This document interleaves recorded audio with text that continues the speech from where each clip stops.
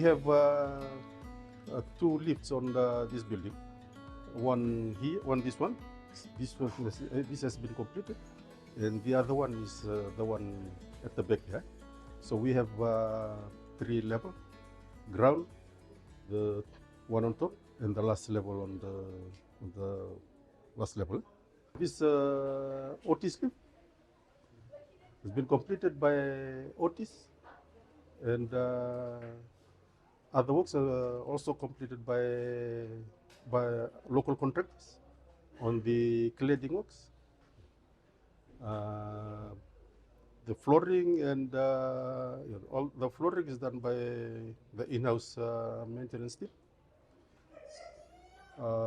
We have completed the floor, but we're waiting for the vinyl top-up on the vinyl covering. Yeah? The vinyl covering is vinyl sheets. Yeah. The second lift has been installed by Otis. There's some work that Otis still working on it before they hand over the lift to CWM. Then we'll do the flooring and the cladding. So once the two works are completed, then the final commissioning will be done for the other two lifts. This serves maternity, telehonomosi. We also have CCD on top that will be served by this lift. For one lift, it takes about 2 to 3 months to install from Otis. Yeah? Removing the old lift and put back the new lift. Yeah. So everything was done by the contractor, Otis, from Otis lift. The old lift is also Otis. So they are replacing this lift with a more robust lift.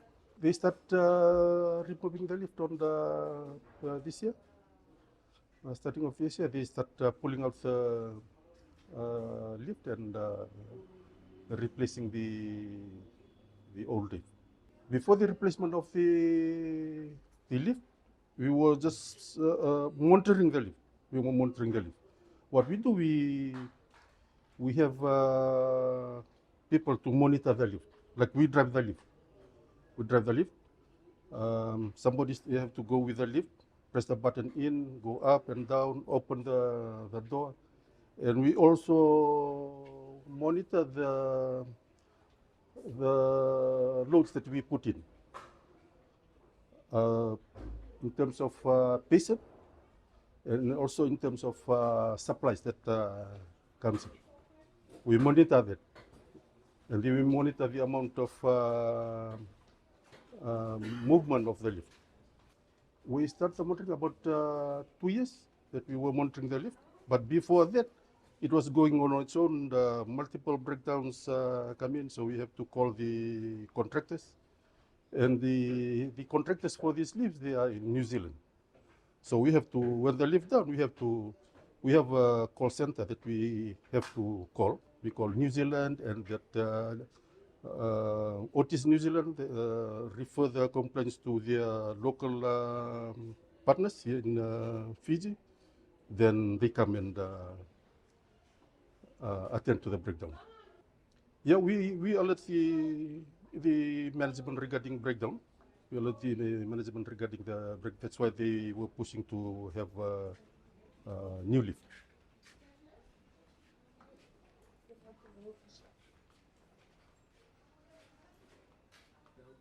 Now the new lift is here. It's have a great help to the hospital.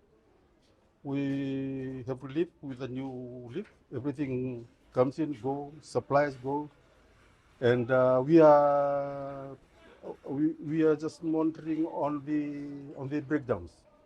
Since it started, we only have a breakdown due to some technical fault inside, but it was attended by Otis, and then they managed to fix it, and it's all good again. The second one on the other side is already installed. There's a few electrical works to be done by Otis, including the cladding that We have outsourced to, we'll be outsourcing to private contractors to do it. That's for this one. For the other one, that's the pediatric building. It's already been installed. There are just few works to be done there. But for the colonial wing, there are some structural work that need to be verified by PWD before they install uh, the lift. So right now we have two ready by Otis. We just have few works to be done by local contractors and in the floor. The total cost of the four lift, we have the four lift here. Three installed, one finished, one that needs a structural verification, structural inspection on the structures. Costs around about 800,000. Yeah, costs about 800,000. The four lift. On the four lift, three has been installed, one completed.